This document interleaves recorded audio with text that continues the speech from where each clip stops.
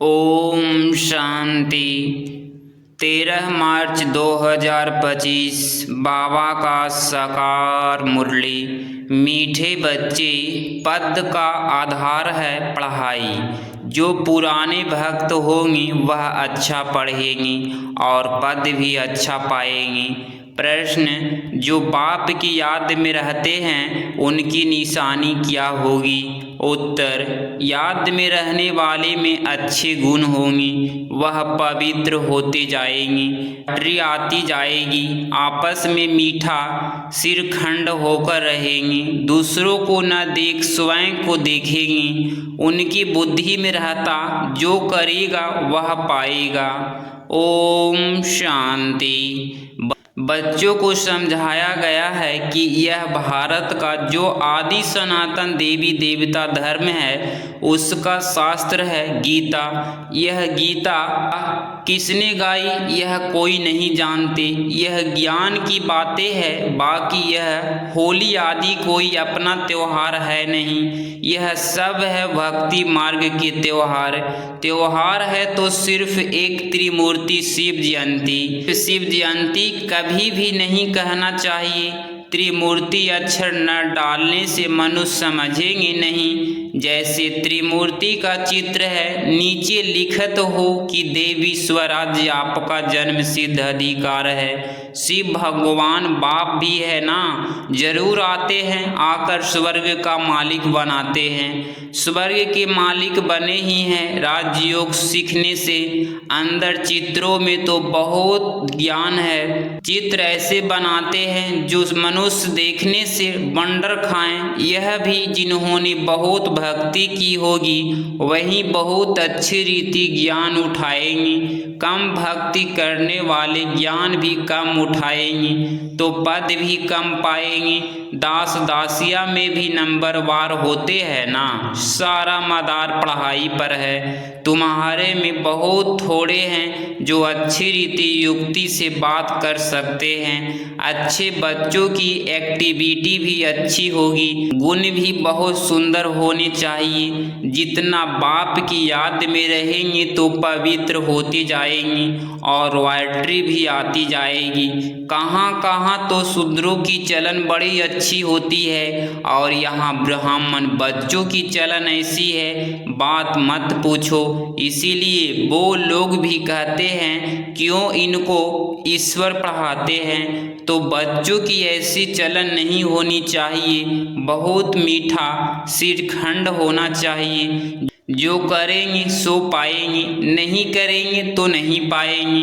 बाप तो अच्छी रीति समझाते रहते हैं। पहले पहले तो बेहद के बाप का परिचय देते रहो। त्रिमूर्ति का चित्र तो बड़ा अच्छा है। स्वर्ग और नरक भी दोनों तरफ है, गोले में भी क्लियर है।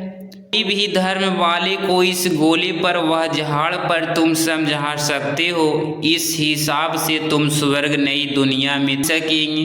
जो सबसे उच्च धर्म था, सबसे साहूकार थे, वही सबसे गरीब बने हैं। जो सबसे पहले पहले थे, संख्या भी उनकी जास्ती होनी चाहिए। परंतु हिंदू लोग बहुत और धर्मों में कन्वर्ट हो गए हैं। अपने धर्म को न जानने कारण और धर्मों में चले गए हैं। या तो हिंदू धर्म कह देते हैं, अपने धर्म को भी समझते नहीं है। ईश्वर को पुकारते बहुत हैं, शांति देवा, परंतु शांति का अर्थ समझते नहीं है। एक दो की शांति की प्राइज देते रहते हैं। यहाँ तुम विश्व की शांति स्थापन करने के लिए निर्मित बने हुए बच्चों को बाप विश्व की रजाई प्राइज में देते हैं। यह इनाम भी नंबरवार पुरुषार्थ अनुसार मिलता है। देने वाला है भगवान बाप। इनका कितना बड़ा है। सूर्यवंशी विश्व की रजाई।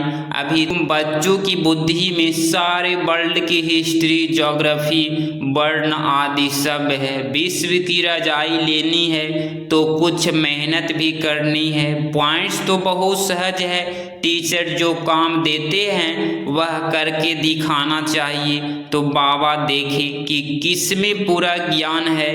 कई बच्चे तो मुरली पर भी ध्यान नहीं देते हैं। मुरली पढ़ते नहीं तो मुरली नहीं पढ़ते वह क्या किसका कल्याण करते होंगे। बहुत बच्चे हैं जो कुछ भी कल्याण नहीं करते, ना अपना ना औरों का करते हैं। इसीलिए घोड़ी सवार प्यादे कहा जाता है। कोई थोड़ी महारथी हैं, खुद भी समझ सकते हैं कौन कौन महारथी हैं। कहते हैं बाबा गुलजार को, कुमार का तो मनोहर को भेजो, क्योंकि खुद घोड़े सवार हैं, वह महारथी है। बाप तो सब बच्चों को अच्छी रीति जान सकते हैं, कोई पर गृहचारी भी बैठती है ना, कभी अच्छे अच्छे बच्चों को भी माया का तूफान आने से बताते हैं, से बेताले बन जाते हैं। ज्ञान तरफ अटेंशन ही नहीं जाता है। बाबा को हर एक की सर्विस मालूम तो पड़ता है ना। सर्विस करने वाले अपना पूरा समाचार बाबा को देते रहेंगे। तुम बच्चे जानते हो गीता का भगवान हमको विश्व का मालिक बना रहे हैं। बहुत है जो वह गीता भी कंठ कर लेते हैं, हजारों रुपया कमाते हैं। तुम हो ब्राह्मण संप्रदाय जो फिर दैवी संप्रदाय बनते हो। ईश्वर की औलाद भी सभी अपने को कहते हैं, फिर कह देते हम सब ईश्वर हैं। जिसकी जो आता है वह बोलते रहते हैं। भक्ति मार्ग में मनुष्यों की हालत कैसी हो गई है। यह दुनिया ही आयरन एड्स पतित है। इस चित्र से बहुत अच्छी रीति समझा सकेंगे। साथ में दैवी गुण भी चाहिए, बहुत बाहर सच्चाई चाहिए। आत्मा ही झूठी बनी, उनको फिर सच्चा बाप सच्चा बनाते हैं। बाप ही आकर स्वर्ग का मालिक बनाते हैं, दैवी गुण धारण कराते हैं। तुम बच्चे जानते हो हम ऐसे लक्ष्मी नारायण गुणवान बन रहे हैं। अभी जांच करते रहो, हमारे में कोई आसुरी गुण तो नहीं है। चलते चलते माया का थप्पड़ ऐसे लगता है जो ढेर हो गिर पड़ते हैं। तुम्हारे लिए यह ज्ञान और विज्ञान ही होली धुरिया है। वो लोग भी होली और धुरिया मनाते हैं, लेकिन उसका अर्थ क्या है यह भी कोई नहीं जानते। वास्तव में यह ज्ञान और विज्ञान है जिससे तुम अपने को बहुत उच्च बनाते हो। वह तो क्या क्या करते हैं, धूल डालते हैं, क्योंकि यह है रॉबर नर्क। नई दुनिया की स्थापना और पुरानी दुनिया का विनाश का कर्तव्य चल रहा है। तुम ईश्वरीय संतान को भी माया एकदम घूसा ऐसे लगा देती है जो जोर से दुबन में गिर पड़ते हैं, फिर उससे निकलना बड़ा मुश्किल होता है। इसमें फिर आशीर्वाद आदि की कोई बात नहीं रहती, सिर्फ इस तरफ मुश्किल चढ़ सकते हैं। इसीलिए बड़ी खबरदारी चाहिए। माया के बार से बचने के लिए कभी देह अभिमान में मत फंसो। सदा खबरदार, सब भाई बहन है। बाबा ने जो सिखाया है वही बहनें सिखाती है।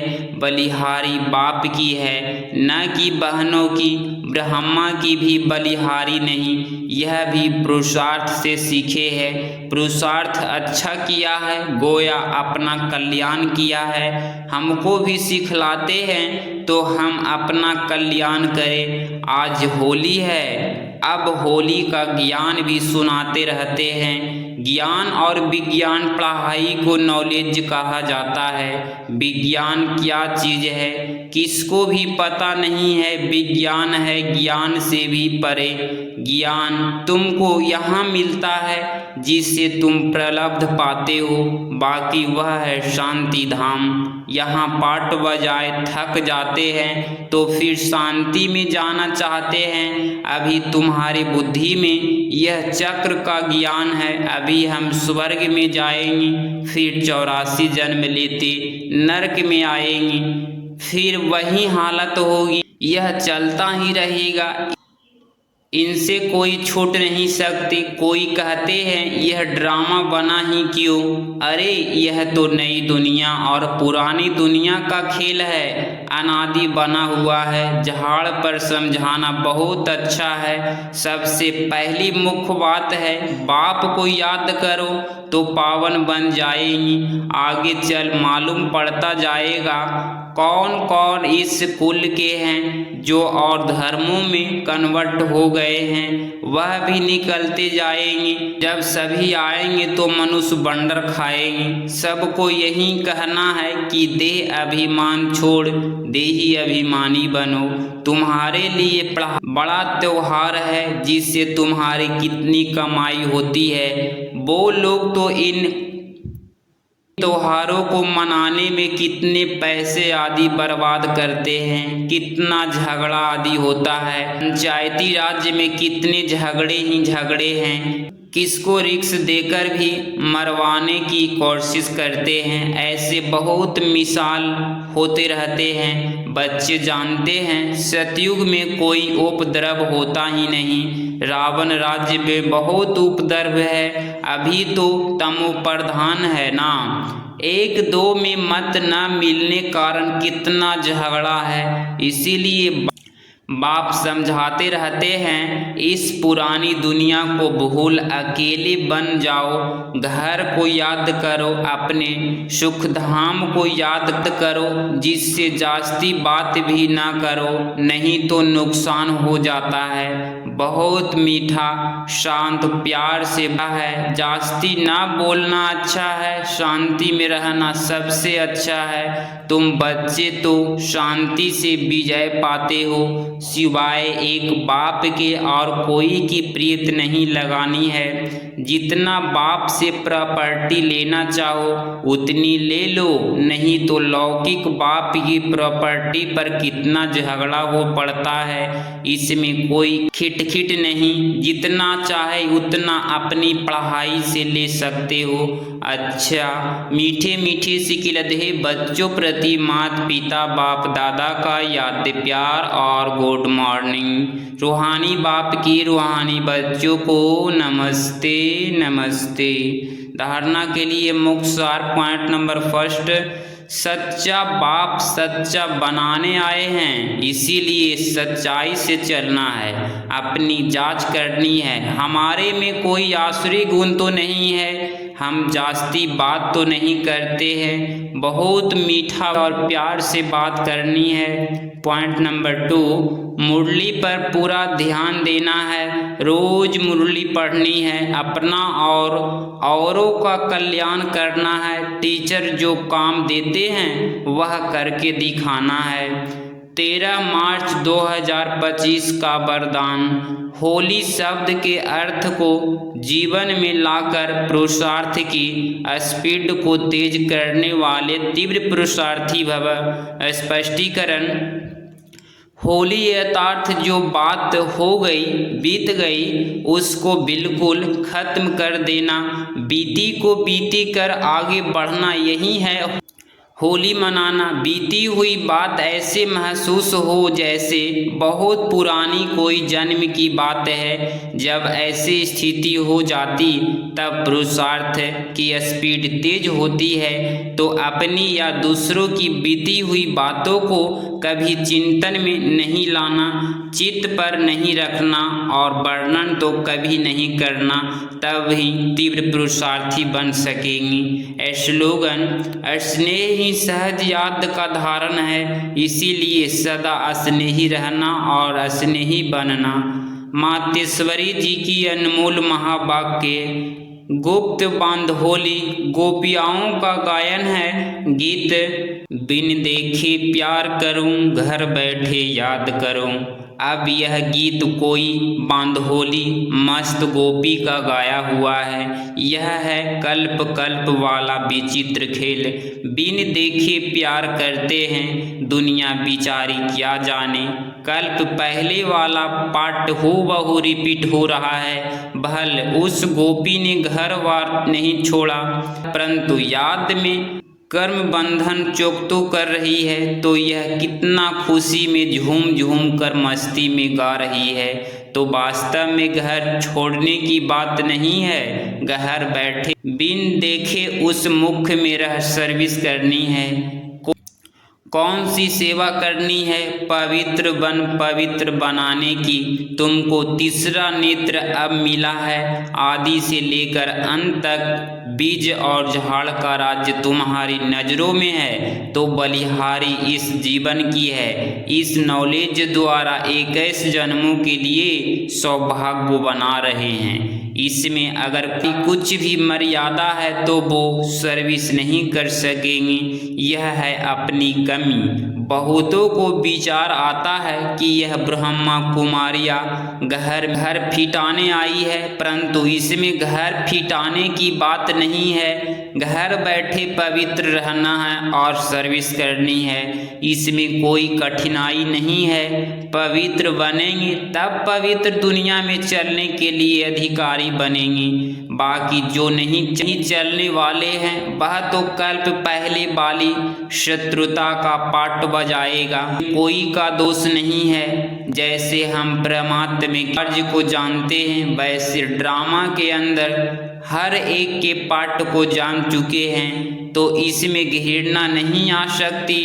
ऐसी तीव्र पुरुषार्थी गोपियाँ रेस कर विजयमाला में भी आ सकती है। अच्छा, ओम शांति। अब व्यक्ति सारे सत्यता और सभ्यता रूपी कल्चर को अपनाओ। जो भी ज्ञान की गुहे बातें हैं उसको स्पष्ट करने के लिए विधि आपके पास बहुत अच्छी है और स्पष्टीकरण है। एक एक पॉइंट्स को लॉजिकल स्पष्ट कर सकते हो। अपनी ऑथोरिटी वाले हो। कोई मनोमय वह कल्पना की बातें तो है नहीं, यथार्थ है अनुभव की ऑथोरिटी, नॉलेज की ऑथोरिटी, सत्यता की ऑथोरिटी। कितने ऑथोरिटीज है? तो ऑथोरिटी और स्नेह दोनों को साथ साथ कार्य लगाओ। इस चैनल पे आप डेली मुरली क्लास सुन रहे हैं तो चैनल को प्लीज़ सब्सक्राइब करें और प्यारा सा लाइक ज़रूर करें और कमेंट में लिखें ओम शांति।